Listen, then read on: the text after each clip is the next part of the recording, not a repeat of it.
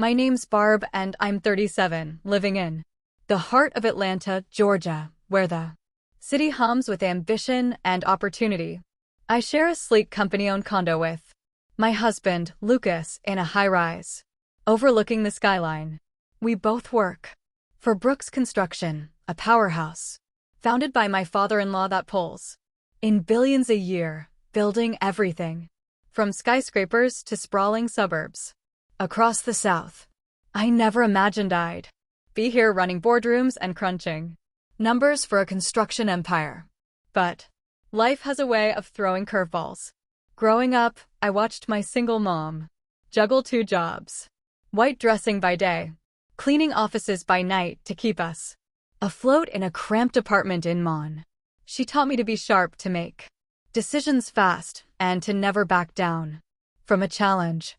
That grit got me through college and into a banking job, where I learned to navigate budgets and investments like a chess game.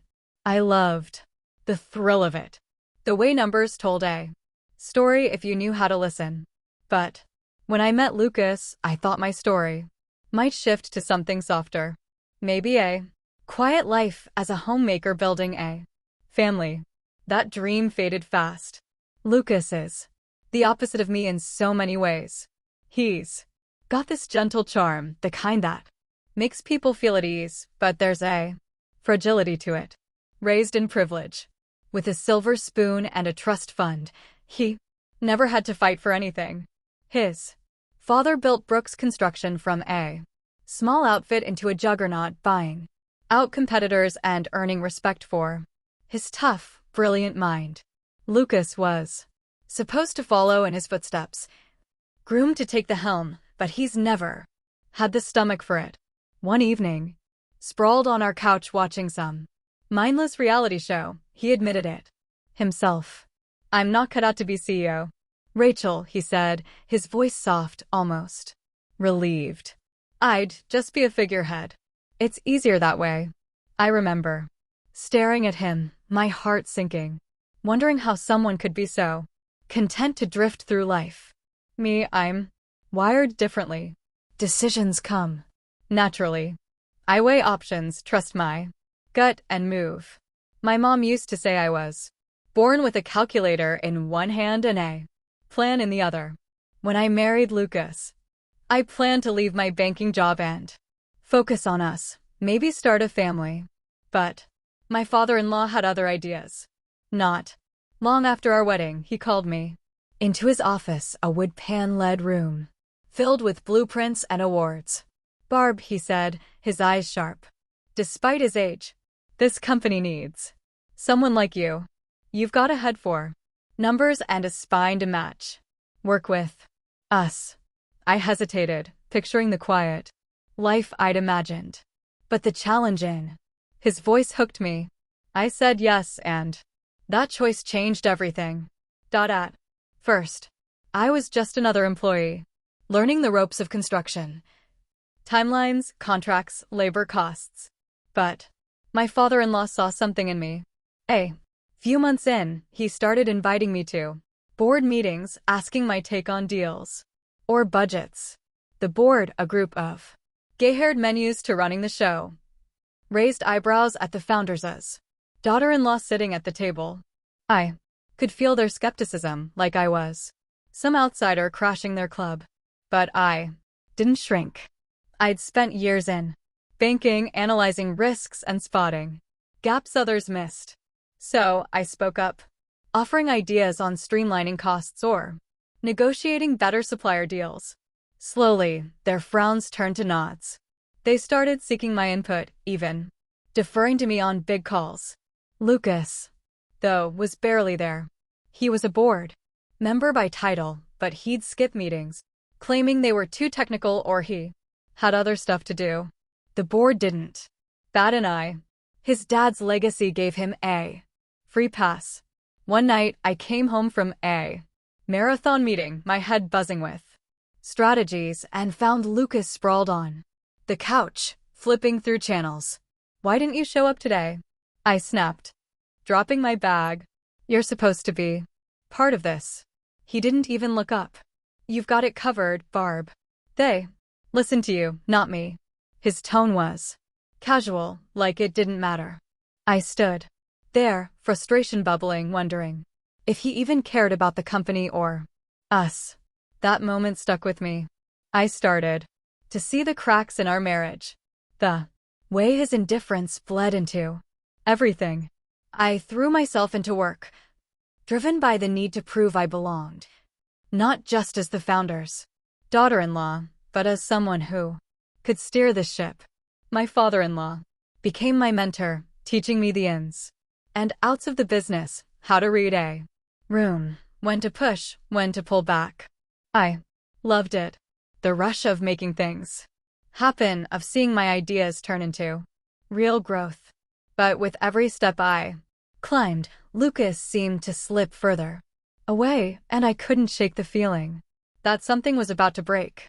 Work became my anchor, the one place where I felt in control. By the time my father-in-law retired, I was running point on major decisions at Brooks Construction.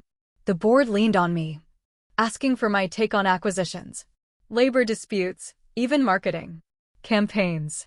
I'd walk into those meetings with a stack of notes and a plan. My old banking instincts kicking in, numbers don't lie, and I knew how to make them sing. Our sales climbed, profits grew, and I felt a fire in my chest, like I was finally doing what I was meant to. Growing up, I'd watched my mom scrape by, and now I was leading a company that employed thousands of people with families who counted on us. That responsibility drove me, kept me up at night sketching out ways to make the business stronger. Lucas, though, was a ghost.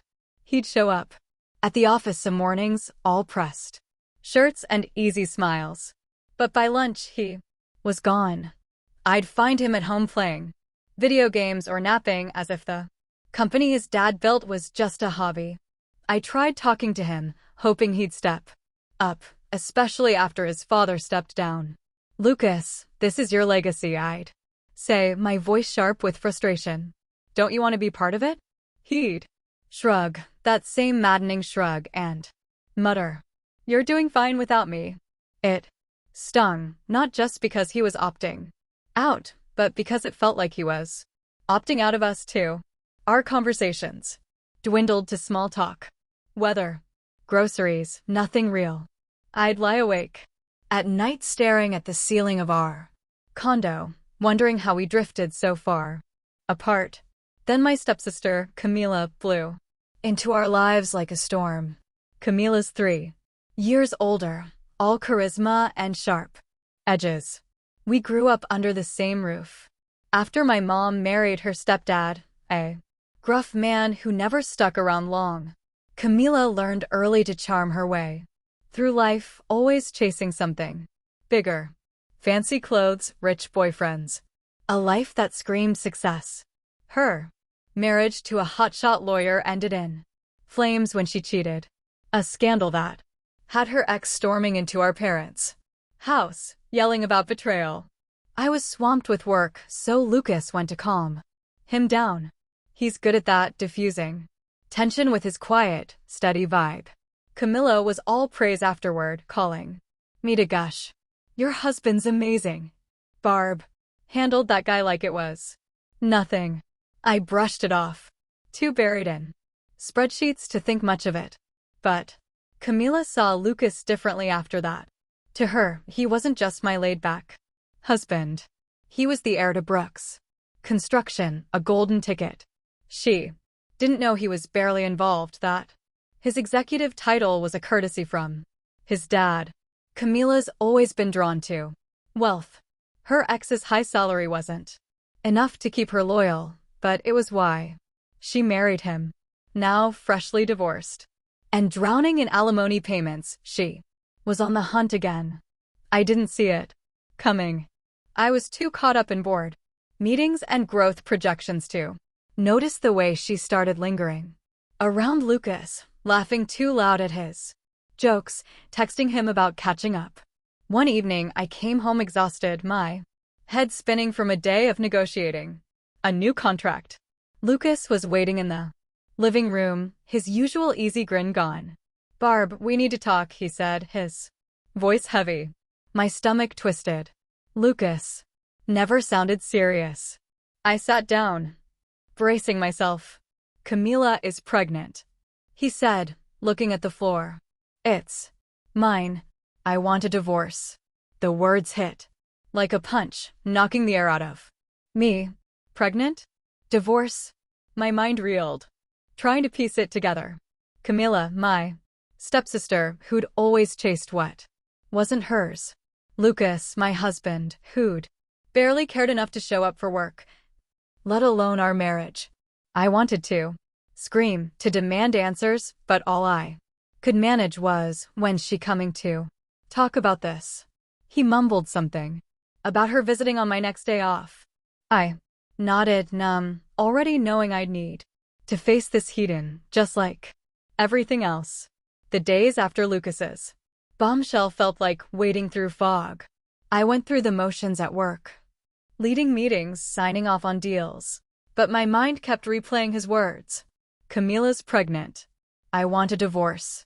It wasn't just the betrayal that stung. It was the absurdity of it. Camila, who'd always chased shiny things, had set her sights on Lucas, thinking he was some big shot CEO.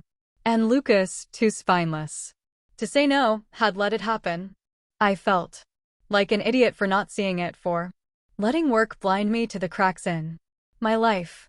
I knew I had to protect my place at Brooks Construction. If I was divorcing Lucas, I'd be just another ex-daughter-in-law, and I couldn't risk losing the role I'd fought for. The next morning, I drove to my in-laws' sprawling estate outside Atlanta, my nerves jangling. My father-in-law was in a study, surrounded by old photos and construction plans. I told him everything. Lucas's affair, Camila's pregnancy, the divorce.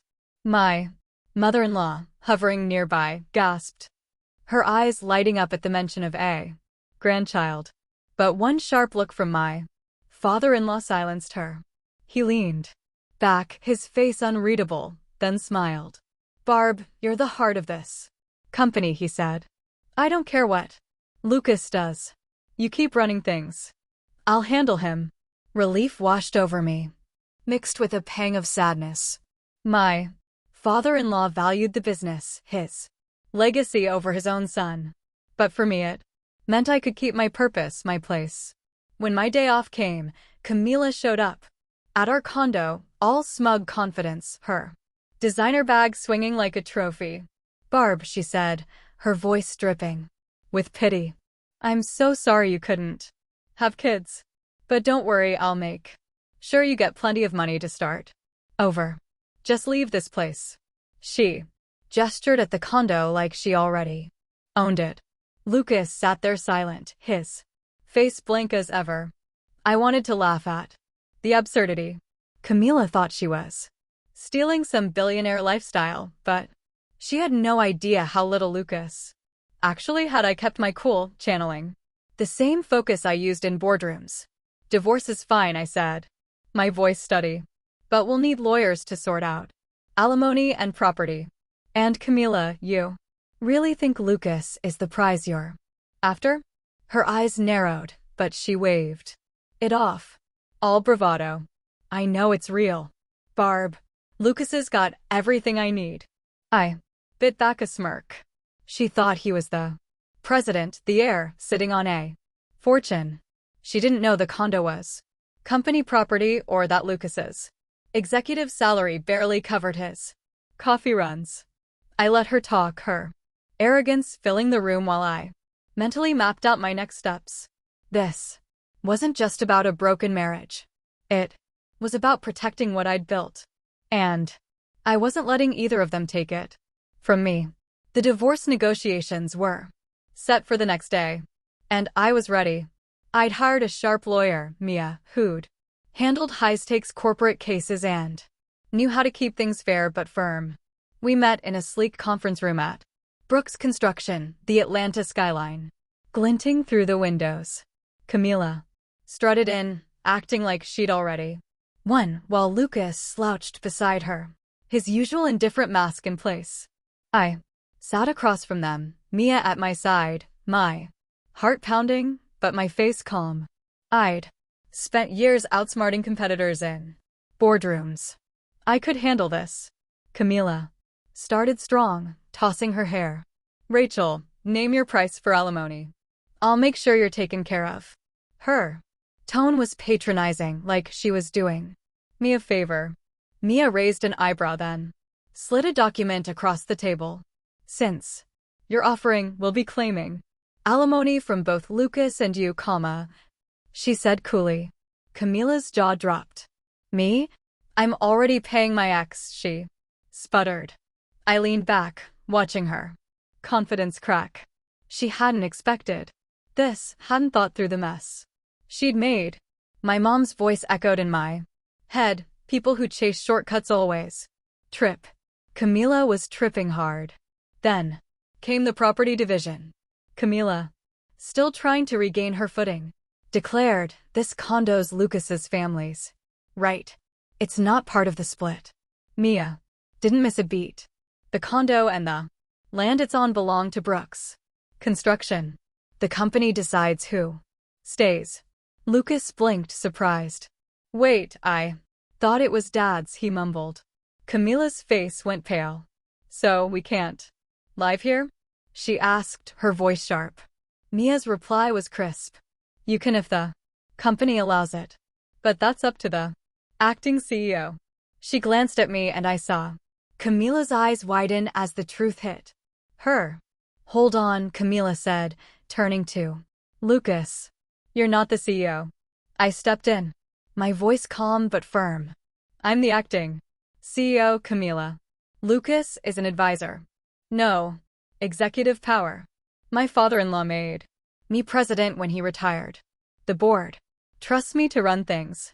Lucas looked away, embarrassed, while Camila's face twisted in disbelief. You're joking. She snapped, glaring at Lucas. You let me think you were the boss. He shrugged. That same infuriating shrug. And I almost laughed. Camila had banked on Lucas being her ticket to wealth, but she'd misread the board entirely. Mia, still chuckling, asked me, can Lucas and Camila stay in the condo? Before I could answer, Camila jumped in. It's company property, so it's free for Lucas, right? Mia shook her head, sliding over a rental agreement. It's leased to employees at market rate. Here's the figure. The number was steep. Atlanta's luxury condo market doesn't come cheap. Lucas's eyes widened. My salary can't cover that, he said, almost to himself. Camila looked like she'd been slapped. She'd walked in thinking she'd won a mansion. Now she was staring at rent she couldn't afford. I felt a strange mix of pity and triumph. Camila's whole plan, seducing Lucas, chasing his supposed fortune, had collapsed. Lucas, who never cared about money or responsibility, was just as lost. I'd spent years covering our expenses, pouring my salary into rent and bills while Lucas coasted. Now, with no savings to split, the divorce was clean but brutal. Camila's dreams of a lavish life were dust, and Lucas was left with nothing but his own indecision. I walked out of that room, feeling lighter, ready to leave them both behind and focus on what mattered. My company, my team, my future. The fallout was almost poetic. Camila's lies unraveled faster than I expected. A few weeks after the negotiations, word got back to Lucas's family that her pregnancy claim was a sham. She'd spun the story to trap Lucas, banking on his family's wealth to bail her out of her own financial mess. My mother-in-law, who'd been so excited about a grandchild, was crushed. My father-in-law, who'd never trusted was livid. She's no daughter-in-law of mine, he growled when I visited him for advice. The tension at their estate was palpable. Camila and Lucas, now living there, were at odds with everyone. My Father-in-law barely spoke to her, and when Camila begged him to cover her alimony payments to her ex, he shut her down cold. "You're nothing to this family," he said, his voice like steel. She'd crossed a line, and there was no coming back. Camila couldn't handle it. One morning, she packed a bag and vanished, leaving Lucas to face his parents' disappointment alone. She'd come into this thinking she'd scored a rich husband and a cushy life, but all she got was debt and drama.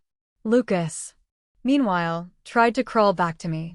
One evening, he showed up at my new apartment, a modest place I'd rented in Midtown Atlanta. All clean lines and quiet peace. "Rachel, maybe we could try again," he said, his eyes pleading. I laughed, not out of cruelty, but exhaustion. "Lucas, you made your choices. I told him you cheated with my stepsister. You checked out of our marriage long before that. I'm done." His dad had already cut him from the company, demoting him to a temp job, pushing papers. The man who'd once been heir to Brooks Construction was now scraping by, and I felt nothing but relief to be free of him. I threw myself into my work, the one place where I felt whole. Running Brooks Construction wasn't just a job. It was my calling. Every decision, from approving new projects to ensuring our workers had stable jobs, felt like a promise kept to the people who depended on me.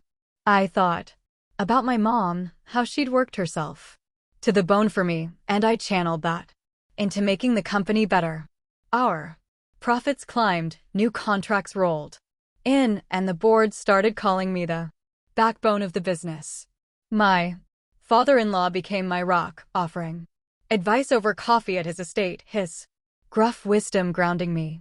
"You're doing what I always hoped Lucas would," he said once, his eyes soft with pride. That meant more to me than any title. That I don't think about remarriage. The idea of letting someone else in after all that betrayal feels like too much. My heart's been through a meat grinder, and I'm not ready to hand it over again. Instead, I'm married to my work, to the thousands of employees whose families rely on Brooks Construction. Their trust keeps me going, pushes me to show up every day with a clear head and a steady hand. I've learned what I'm capable of, what it means to stand tall when the world tries to knock you down. Camila and Lucas, they're a distant memory, a lesson in trusting my gut and choosing my own path. So, everyone who's followed this journey, thank you. You've walked with me through betrayal, heartbreak, and hard-won victories. If my story hit you, if it made you feel the sting of injustice or the rush of fighting back, hit that subscribe button and join me. Every project we build, every deal we close tells a story of grit, heart, and starting over. Keep carving your own path, and I'll see you at the